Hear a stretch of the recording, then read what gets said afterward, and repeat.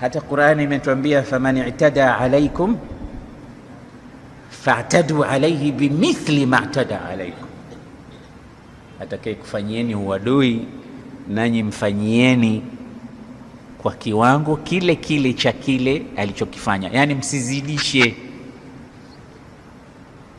Unapolipa uadui kwa uadui, mfano wake, lakini sivyo tunavyotakiwa. Lakini pia katika aya nyingine, wa antafu, katuambia Mwenyezi Mungu tukisamehe ni bora.